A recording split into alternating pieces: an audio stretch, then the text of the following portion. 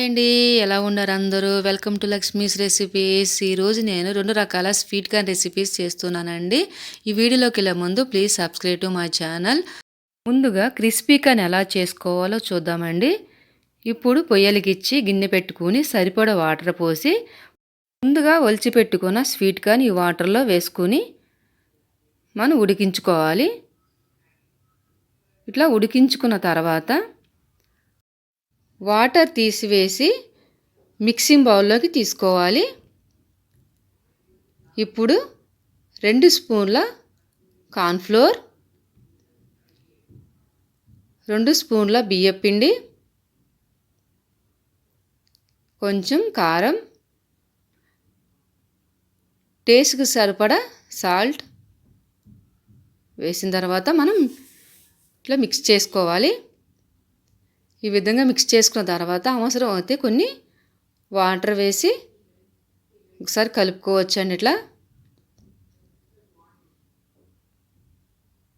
ఇప్పుడు మనం పొయ్యలిగిచ్చి కడాయి పెట్టి ఆయిల్ హీట్ అయిన తర్వాత ముందుగా కలిపెట్టుకున్న స్వీట్ కార్న్ ఇందులో వేసుకోవాలి.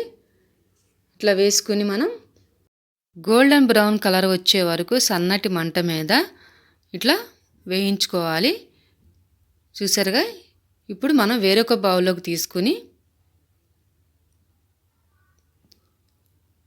కొంచెం కారం,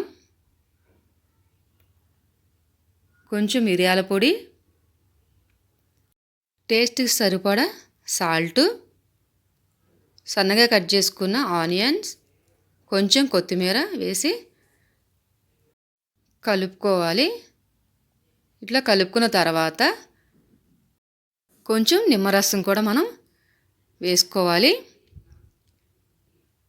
అంతేనండి, crispy corn ready. Next sweet corn salad ఎలా చేసుకోవాలో చూద్దాము.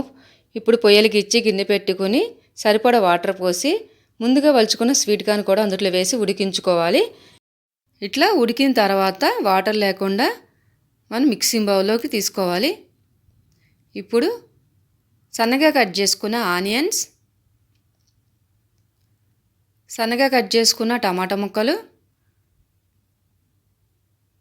కొంచెం మిరియాల పొడి, కొంచెం కారం,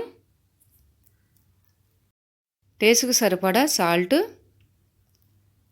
కొంచెం చాట్ మసాలా, సన్నగా కట్ చేసుకున్న కొత్తిమీర వేసి ఒక్కసారి ఇట్లా మిక్స్ చేసుకోవాలి.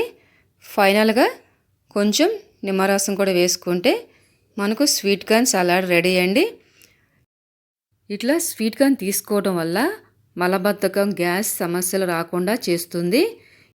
ఎప్పుడు ఉడికించుకుని తినడం కంటే ఇట్లా ఒకసారి ట్రై చేయండి. Thanks for watching. ఈ వీడియో నచ్చితే లైక్ చేయండి, షేర్ చేయండి, సబ్స్క్రైబ్ చేయండి. బాయ్.